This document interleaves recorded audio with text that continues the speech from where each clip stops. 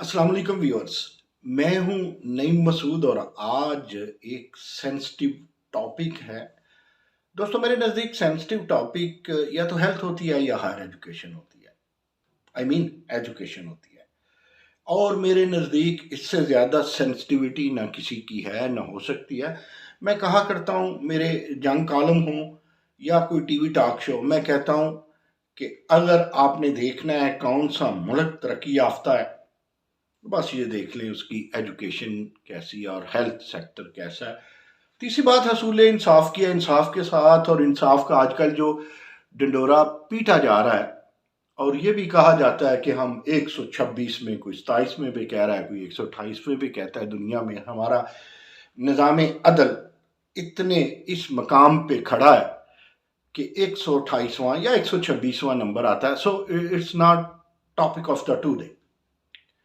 मैं कुछ यादों के दरीचों में जाऊंगा, कुछ आज की बात करूंगा, कुछ आज की रिसर्च की बात करूंगा, कुछ आने वाले दिनों में जारी रिसर्च के मुतवक्किल नताइज की बात करूंगा।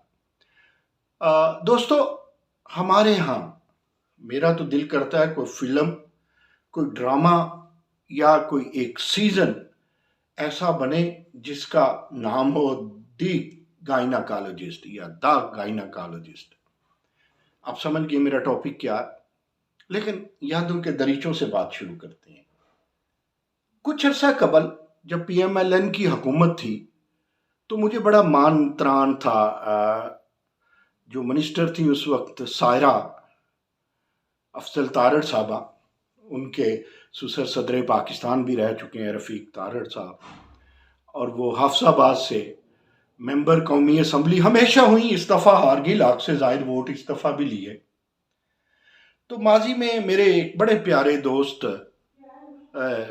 जनाब जाफ़र इकबाल साहब, चौधरी जाफ़र इकबाल, जो बाद में वज़ीर ममलकत भी बने। ये उस वक्त वज़ीर ममलकत बने जब सायरा अफजल तारड़ वज़ीर ममलकत से फुल वज़ीर बन गई अब्बासी साहब की काबीना में। तो मेरी पहली 2 3 4 मुलाकातें इतनी अच्छी थी कि मैंने कहा इनकलाब आ जाएगा। उसके बाद ऐसा दिल टूटा, ऐसा दिल टूटा। वो सियाने कहते हैं कि दुश्मन मरे तो खुशी ना करिए, सजना भी मर जाना।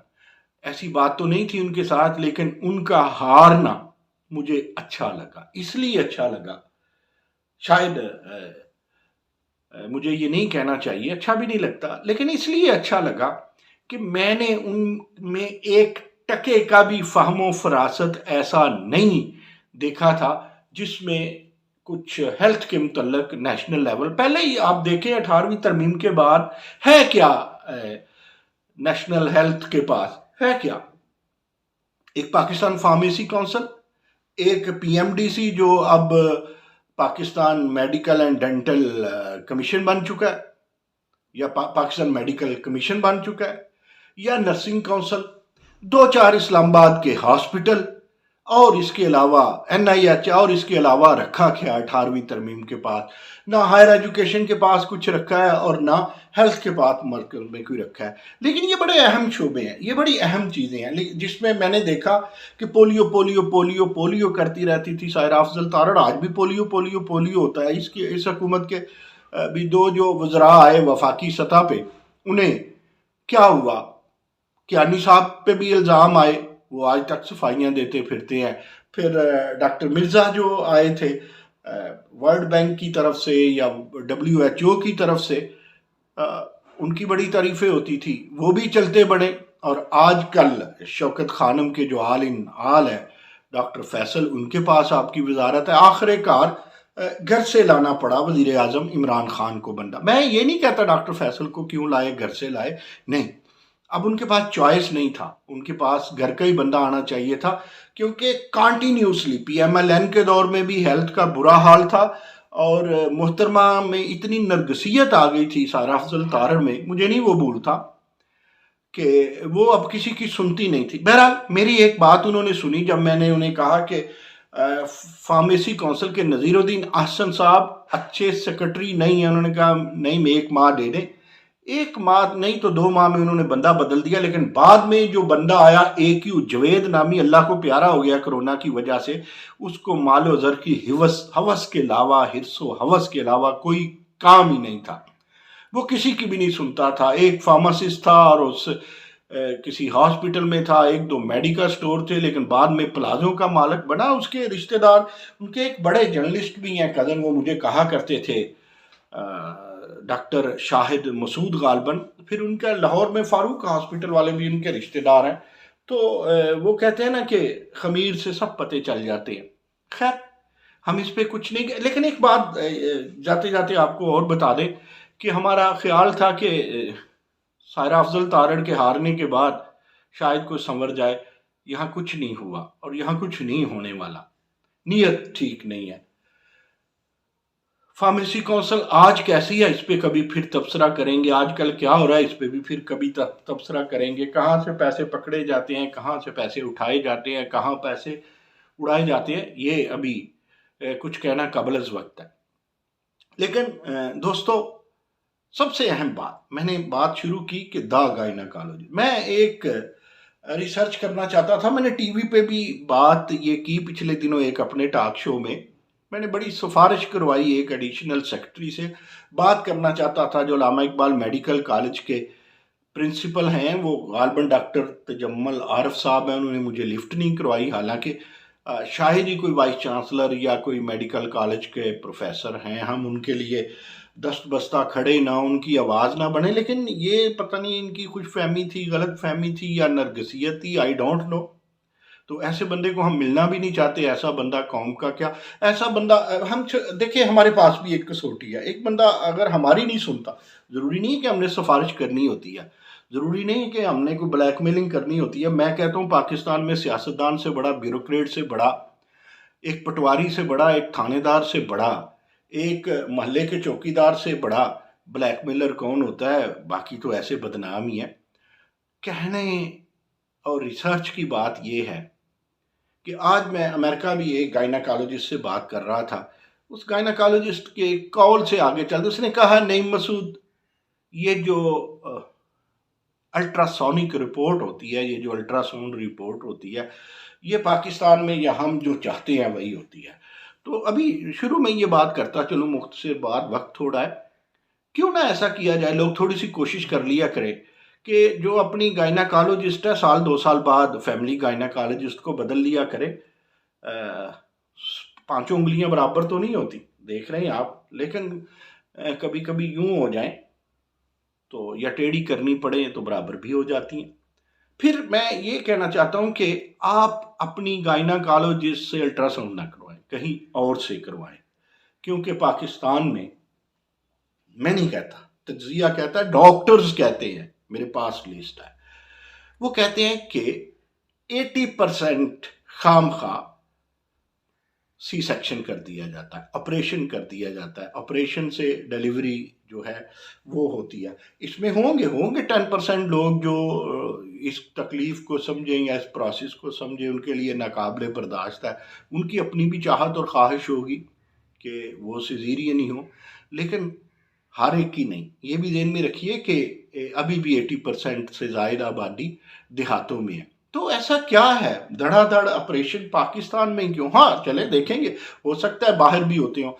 लेकिन मैं आपको एक और एक्सपीरियंस शेयर करता हूँ। इसमें हमारे पास कुछ 4-5 मेल गायनाकोलॉजिस्ट और एक फीमेल बैठे थे। सबका ये इतफाक था कि कई प्राइवेट, अगली दफ़ा अगले किसी में उस हॉस्पिटल का कुछ चंद एक डॉक्टर का भी आपको बता देंगे, उन्होंने एका किया होता है। हॉस्पिटल कहता है आपको रखा क्यों है? आप, यानी डॉक्टर सिर्फ डॉक्टर नहीं होता, सिर्फ मसीहा नहीं होता, वो मार्केटिंग भी कर रहा होता है, वो पकड़ भी रहा होता है मरीजों को, वो खजाना भी भर रहा होता है अपना और हॉस्पिटल का। क्या ये मसीहाई है? क्या ऐसा होना चाहिए? ये दुख की बात नहीं है? कहाँ हम अदविया के महंगे होने को, कहाँ हम वो मरकज में जो एक बात हम छोड़ गए कि जो ड्रग रेगुलेटरी अथॉरिटी है, ड्रैप जिसे कहते हैं, कहाँ हम drug regulation authority of Pakistan की बात करते हैं, कहाँ हम पीएमसी की बात करते हैं, कहाँ हम क्या रोने रोएं कि कितने बुरे इस दफ़ा इस हुकूमत में एडमिशन हुए जो एमडी कैट के हैं, मेडिकल और डेंटल कॉलेज में दाखिलों के। यानी सब कुछ ही बिखर गया, सब कुछ भी कर गया, लेकिन द गाइनोकोलॉजिस्ट जो ड्रामा चलता है या ये जो सीजन है, इस पे कौन लिखेगा, इस पे कौन बोलेगा? मैं आपको एक बात बताऊं दोस्तों, ये जो हायर एजुकेशन है या एजुकेशन है और ये जो हेल्थ है, इस पे हमारे टीवी चैनल भी हमारी आवाज़ बर्दाश्त नहीं करते, हमारी अजान उनको भली नहीं लगती, ना हमारे जो अखबारात के पेपर हैं वही इसका बोझ सहते हैं। आपको पता है वजह क्या है? कि शायद पाकिस्तान में हायर एजुकेशन और हेल्थ से बड़ा माफिया कोई नहीं है। तो जब हर तरफ चोरी चकारी हो, हर तरफ बदमाशी हो, हर तरफ अयाशी हो, हर तरफ एक्सीडेंट का खतरा हो, तंद नहीं तानी बिगड़ी हो, आवे का आवे ही बुरा हो, तो कुछ लोग, बदकिस्मती है ना कि हेल्थ से स्पेशलाइज्ड या हेल्थ रिपोर्टिंग भी नहीं आती। हम बड़ा मान से कहते हैं जी मैंने इतनी देर कोर्ट रिपोर्टिंग की, मैंने क्राइम रिपोर्टिंग की, मैंने इतनी जो है ना जी सेक्रेटेरिएट की रिपोर्टिंग की।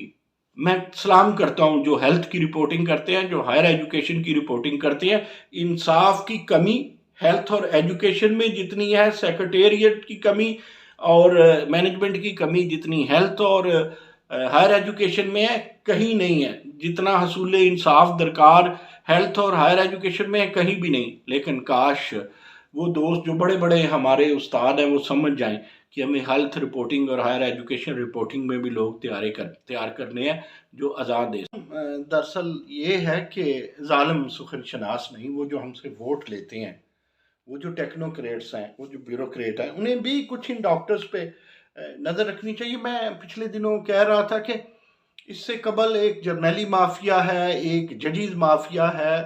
अब सॉरी छोड़ दें, अब ये माफिया नहीं रहा। जब माफिया तरक्की करता है तो वो अशराफिया बन जाता है। तो मैं कहता हूँ एक जर्नैल अशराफिया है, एक जजीज अशराफिया है, पॉलिटिकल अशराफिया है, उसके अलावा ब्यूरोक्रेटिक अशराफिया है और एक सरमायादार अशराफिया। 5 अशराफिया मैंने गिनाए, 2 इसमें और शामिल होने जा रहे हैं। इन 2 अशराफिया में अब रियल स्टेट के लोग, वो उनका इतना बारी भरकम हो गए हैं कि वो अब माफिया से शराफिया बनने जा रहे हैं। माफिया से शराफिया एक प्रोडक्शन भी है, एक क्रिएशन भी है, एक कलाकारी फनकारी भी है और एक तरक्की भी है, प्रमोशन भी है। सो अब जो नए माफिया से अशराफिया में शामिल होने जा रहे हैं वो रियल स्टेट के लोग हैं और डॉक्टर प्राइवेट हॉस्पिटल गठजोड़ है। आखिरी बात, बिल्कुल आखिरी बात, लेकिन उसी द गायनाकोलॉजिस्ट के हवाले से अब फ्रॉड क्या हो रहा है। एक फ्रॉड और आपको बताऊं जो कोविड-19 फ्रॉड है।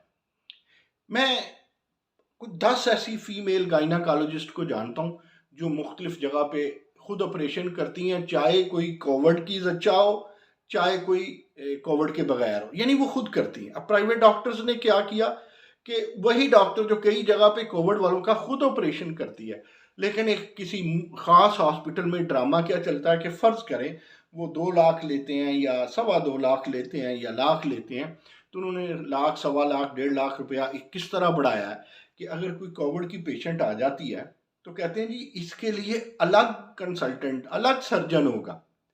अब इसका वो लाख, 1.25 लाख, 1.5 लाख रुपया बढ़ा देते हैं। हालांकि यही सारे सर्जन, यही अपने हॉस्पिटल्स में, वो जना हॉस्पिटल और जना हॉस्पिटल के मैंने जिनकी तजम्मल आरफ साहब की बात की, दरअसल वो गायनाकोलॉजिस्ट है। मैं शायद बताना भूल गया, आप कह रहे होंगे कि मुझे कोई ज़्यादा पसंद आ गया या मैंने ज़्यादा माइंड किया। Actually he is gynaecologist. तो अब ऐसे लोग जो हमें हमारी मदद नहीं करते, जिनकी हमने आवाज़ बनना होता है, हमने तो उनकी बल्ले बल्ले ही करनी थी ना। मेरा ख्याल उनमें कोई दिल में काला काला होगा या कोई दाल में काला काला होगा या कोई कोई कुछ तो है जिसकी पर्दादारी है। फिर खैर होता ये है कि वही लोग जो म्यू में हर जगह वही गायनाकोलॉजिस्ट, वही सर्जन ऑपरेट करता है। तो जब प्राइवेट हॉस्पिटल में जाते हैं तो एक तीर से 2 शिकार। जी इसके लिए अलग वो होगा। अच्छा, 1 दिन पहले से वही गायनाकोलॉजिस्ट अपना पेशेंट देख रही होती है। एहन ऑपरेशन के मौके पे अपनी स्पेसिफिक अल्ट्रासाउंड रिपोर्ट के तहत वो कहती है जी ये तो हमें एक और हायर करना पड़ेगा। और फिर उसके बाद जो मीटर चलता है, जो होता है, पता नहीं वो क्यों नज़र नहीं आता यास्मीन राशिद साहबा को पंजाब में, और वो क्यों नज़र नहीं आता डॉक्टर फैसल को मरकज़ में। और पता नहीं ये कलर ब्लाइंड है या फिर कोई नई बीमारी चल पड़ी है कि हमारे मिनिस्टर करप्शन ब्लाइंड है। सितम तो ये है कि जालिम सुखन शनास नहीं। आज के लिए बस इतना ही। अल्लाह हाफ़िज़।